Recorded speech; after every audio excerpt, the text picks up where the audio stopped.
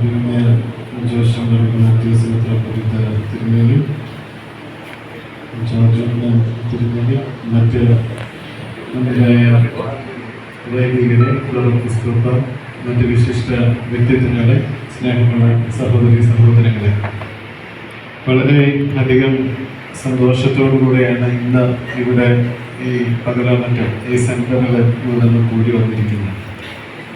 2013 ഇതിന് മുമ്പ് ഒരു പ്രാവശ്യം ഇവിടെ കൂടി വന്നത്.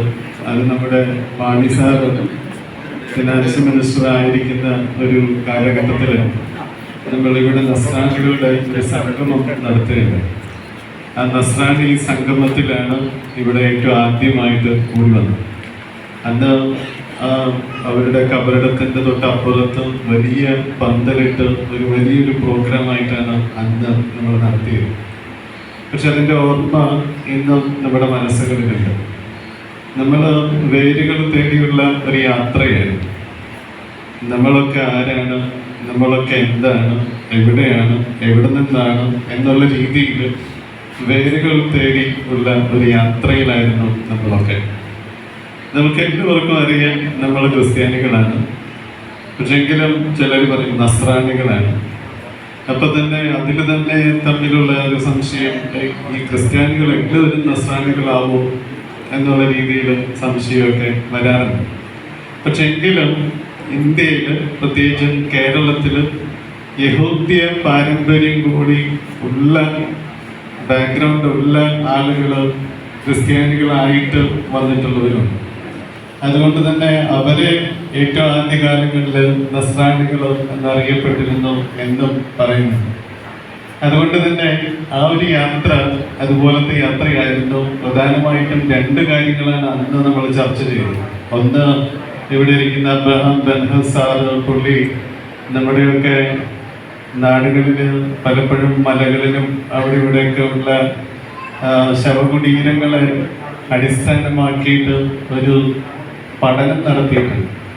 ആ പഠനം നടത്തിയതിൻ്റെ പേരിൽ മുനിയറകളും കുടക്കല്ലുകളും അതൊക്കെ ബന്ധപ്പെട്ട് യഹൂദന്മാരെ ശവമടക്കുന്ന രീതികൾ എന്തൊക്കെയെന്ന് കണ്ടുപിടിച്ച് യഹൂദന്മാർ ഇവിടേക്ക് വന്നുവെന്നും ആ യഹൂദന്മാരുടെ സെറ്റിൽമെൻറ്റുകൾ ഇവിടെ ഉണ്ടായിരുന്നുവെന്നും ആ സെറ്റിൽമെൻറ്റുകളിലൊക്കെ കാർബൺ ടെസ്റ്റ് വരെ നടത്തി അതിൻ്റെ കാലചക്രം അത് നിർവചിക്കാൻ പറ്റിയിട്ടുണ്ട് എന്നും അതുകൊണ്ട് ഒരു സ്ഥലത്ത് നിന്ന് മറ്റൊരു സ്ഥലത്തേക്ക് യഹൂദന്മാരുടെ സെറ്റിൽമെന്റ് എപ്പോഴൊക്കെയാണ് മാറിപ്പോയിട്ടുള്ളത് എന്നും ഒക്കെ ചരിത്രത്തിൽ രേഖപ്പെടുത്തി ഒരു ബുക്ക് ഇറക്കിയിട്ടുണ്ട്.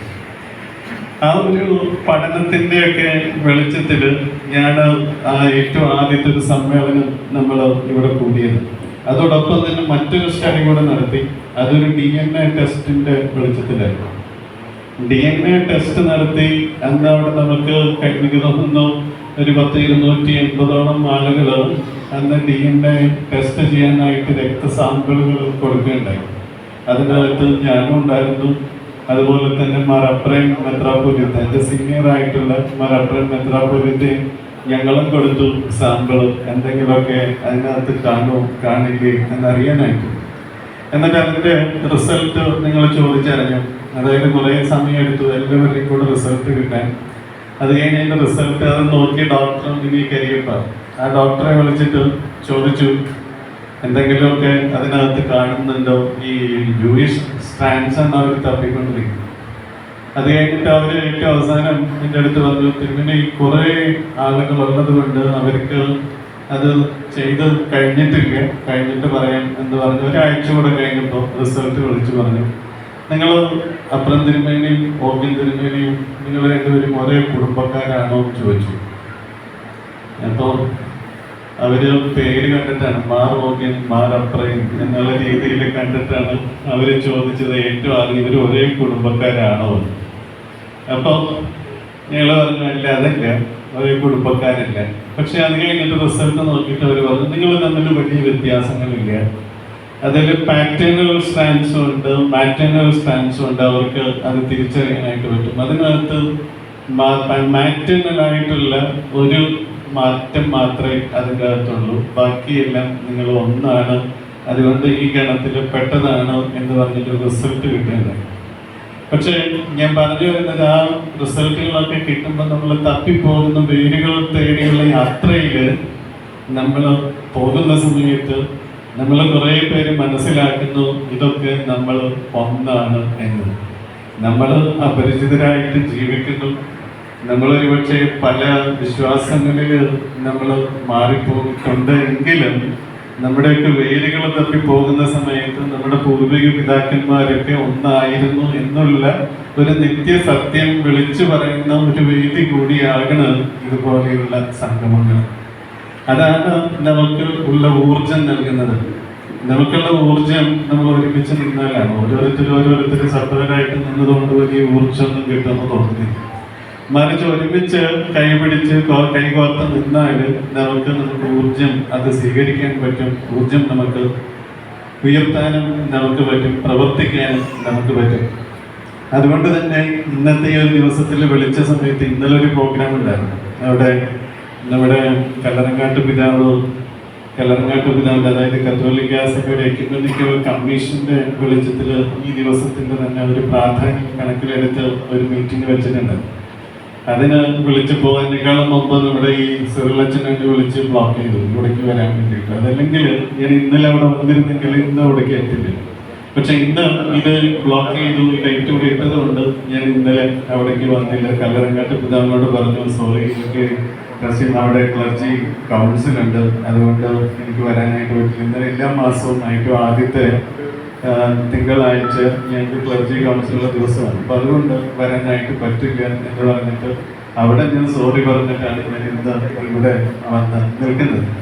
പക്ഷേ ഇതൊക്കെയാണെങ്കിലും നമ്മുടെ സഭയ്ക്ക് തൃശ്ശൂരുമായിട്ട് കഥായ സുറിയാനി സഭയുടെ ചരിത്രമായിട്ട് ബന്ധപ്പെട്ട് നോക്കുമ്പോൾ ഇവിടെ ഈ ഫോട്ടോയിലിരിക്കുന്ന കുറേ പേര് അതുമായിട്ട് ബന്ധപ്പെട്ട് പ്രവർത്തിച്ചിട്ടുള്ളവരാണ്. ഒരു കാലഘട്ടത്തിൽ 16-ാം നൂറ്റാണ്ടിന് മുമ്പ് വരെ, അതിനുശേഷമല്ല ഇപ്പൊ 19-ാം നൂറ്റാണ്ടിൽ ആ മൂലയ്ക്ക് ഇരിക്കുന്നവരും നമ്മുടെ തൃശ്ശൂർ പള്ളിയുമായിട്ട് ബന്ധപ്പെട്ട് പ്രവർത്തിച്ചിട്ടുള്ളവരാണ്. അതുകൊണ്ട് തന്നെ അവരുടെ പാരമ്പര്യം, അതായത് ഒരു സുറിയാനി പാരമ്പര്യം, അതൊക്കെ ഇന്നും അതേ രീതിയിൽ തന്നെ നിലനിർത്തിക്കൊണ്ടു പോകുന്ന ഒരു സഭ എന്ന രീതിയിൽ പൗരസ്ത്യ കൽദായ സുറിയാനി സഭ എന്ന അഭിമാനമുണ്ട്. കാരണം പണ്ടുകാലത്ത് തന്നെ നമുക്കറിയാം, ഇവിടെ ഇന്ത്യയിൽ സഭയുടെ ചരിത്രം പഠിക്കുമ്പോൾ നമുക്ക് പേർഷ്യയിൽ നിന്നാണ് പണ്ട് മെത്രാന്മാര് വന്നിരുന്നത്. അവര് സെലൂഷ്യ ടെസിഫോൺ, പേർഷ്യയുടെ തലസ്ഥാനം കിം സിറ്റി എന്നറിയപ്പെട്ടിരുന്ന സ്ഥലമാണ്. അത് ഇറാഖിന്റെ ബാഗ്ദാദിന്റെ സദേൺ സൈഡിലാണ് അന്നത്തെ പണ്ടത്തെ പേർഷ്യയുടെ തലസ്ഥാനം സെലൂഷ്യ ടെസിഫോൺ. അവിടെ നിന്നും വന്ന പിതാക്കന്മാര് ഇവിടെ ഉണ്ടായിരുന്നു. അവരാണ് കൂടെ നമ്മൾ കണ്ടും സാപ്പോറും അതുപോലെ തന്നെ പ്രോത്തും ഒക്കെ അവിടുന്ന് വന്നിട്ടുള്ള ആളുകളാണ്. എന്ന് പറയുന്നത് പോലെ നമ്മെ സംബന്ധിച്ചിടത്തോളം ഒരു 1553 വരെയൊക്കെ നമുക്ക് ഒരേ ചരിത്രമാണ്, ഒരേ ട്രഡീഷനാണ്, ഒരേ വിശ്വാസമാണ്. നമുക്കൊരു ഒരു മാറ്റവും ഉണ്ടായിട്ടില്ല. 1553 ഇറാഖിൽ ഒരു മാറ്റം ഉണ്ടായി. അവിടെ കുറച്ച് ആളുകൾ പോയിട്ട്, പ്രത്യേകിച്ച് ഫ്രാൻസിസ്കൻ മിഷണറീസ് വന്ന് അവിടെ കുറേ പേരെ മാറ്റാനായിട്ട് ശ്രമിച്ചു. അവിടെ ഒരു ഡിവിഷൻ വന്നു പൗരസ്ത്യ സഭയിൽ. ആ സമയത്ത് 1553 സഭ രണ്ടായിട്ട് ഇറാഖിൽ പിരിഞ്ഞു, പേർഷ്യയിൽ പിരിഞ്ഞു. അതിൻ്റെ ബാക്കി പത്രമായിട്ട് ഇന്ത്യയിലും ഒരു സഭയുണ്ടായി. അതാണ് കാത്തലിക്കായിട്ട് മാറിയത്. ഞാൻ പറഞ്ഞു വരുന്നത്, അതുവരെയൊക്കെ നമുക്ക് ഒരേ ചരിത്രവും ഒരേ പാരമ്പര്യവും ഒരേ വിശ്വാസവും ഒക്കെയായിരുന്നു മുന്നിലേക്ക് പോയിക്കൊണ്ടിരുന്നത്, ഒരേ ജീവിത രീതികളായിരുന്നു. പക്ഷെ അതിനുശേഷം നമ്മൾ നോക്കുമ്പോൾ സെന്റ് തോമസിനെ പറ്റി നമുക്ക് എല്ലാവർക്കും സെന്റ് തോമസിന് ആവശ്യമുണ്ട്. സെന്റ് തോമസിനെ എല്ലാവരും അവകാശപ്പെടുന്നുണ്ട്. ഇപ്പൊ 7 സഭകൾ സെന്റ് തോമസിന് അവകാശപ്പെടുന്ന സഭകൾ എന്ത് ചെയ്യുന്നുണ്ട്. പക്ഷേ സെന്റ് തോമസിന്റെ വലിയ വലിയ ആഘോഷങ്ങൾ ഒക്കെ നടത്തുന്ന സമയത്ത് പലപ്പോഴും സെന്റ് തോമസ് അതിൻ്റെ അകത്തുനിന്ന് മാറിപ്പോയതുപോലെ നമുക്ക് തോന്നും. കാരണം എന്താണെന്ന് വെച്ച് കഴിഞ്ഞാൽ സെന്റ് തോമസ് കൊണ്ടുവന്ന ഒരു പാരമ്പര്യം ഉണ്ടായിരുന്നു, സെന്റ് തോമസ് കൊണ്ടുവന്ന ഒരു ഭാഷയുണ്ടായിരുന്നു, സെന്റ് തോമസ് കൊണ്ടുവന്ന കുരിശുണ്ടായിരുന്നു, സെന്റ് തോമസ് കൊണ്ടുവന്ന മറ്റു കുറെ ആരാധനാ രീതികൾ, ഇതൊക്കെ അതിനോട് അനുബന്ധപ്പെട്ടിട്ടുണ്ടായിരുന്നു. പക്ഷെ അതൊക്കെ നമ്മൾ ആവശ്യത്തിനനുസരിച്ച് മാറ്റി മാറ്റി മാറ്റി നമുക്ക് നമ്മുടേതായ രീതിയിൽ നമ്മൾ സഭയെ മുന്നിലേക്ക് കൊണ്ടുപോയി എന്നതാണ്. പക്ഷേ ഇപ്പോൾ നമ്മളത് തിരിച്ചു പിടിക്കാനായിട്ടുള്ളൊരു ശ്രമമാണ്. കാരണം ഒരു കാലഘട്ടം കഴിയുമ്പോൾ നമ്മെ സംബന്ധിച്ചിടത്തോളം നമ്മൾ വന്ന വഴികൾ നമ്മൾ തിരിച്ചറിയും. നമ്മളൊക്കെ വീണ്ടും ഒരിക്കൽ കൂടെ വേരുകൾ തപ്പിത്തുടങ്ങും. നമ്മുടെ പിതാക്കന്മാർ എവിടെയായിരുന്നു, അവരുടെ പിതാക്കന്മാർ എവിടെയായിരുന്നു, അവരുടെ പിതാക്കന്മാർ എവിടെയായിരുന്നു എന്നുള്ള ഒരു തപ്പൽ, അതായത് അന്വേഷണം, അതാണ് നമ്മയൊക്കെ ഒരുമിച്ച് കൊണ്ടുവരുന്നത്. അവിടെ വരുന്ന സമയത്ത് നമ്മളൊക്കെ ഏകോദര സഹോദരങ്ങളെ പോലെ ഒരുമിച്ച് നിൽക്കേണ്ടവരാണ് എന്നുള്ള തിരിച്ചറിവാണ് ഏറ്റവും വലിയ കാര്യം. ഇനി നമ്മൾ ഒരുമിച്ച് അല്ലെങ്കിൽ ശത്രുതാ മനോഭാവത്തോട് നിൽക്കേണ്ടവരല്ല, മറിച്ച് ഐക്യത്തിൽ ഒരുമിച്ച് ക്രിസ്ത്യാനികളായിട്ട് സമൂഹത്തിൽ പൊതുവായിട്ട് നിൽക്കേണ്ടവരാണ് എന്നുള്ള വലിയൊരു സത്യം വിളിച്ചോതുന്ന ഒരു സമ്മേളനം കൂടെ ആയിട്ട് ഇത് മാറട്ടെ എന്ന് പറഞ്ഞുകൊണ്ട് എനിക്കൊന്നും അധികം ഞാൻ സംസാരിക്കുന്നില്ല. കാരണം ഇനിയും കുറേ ആളുകളുണ്ട്, മാത്രമല്ല കുറേ യാത്ര ചെയ്യാനുണ്ട്.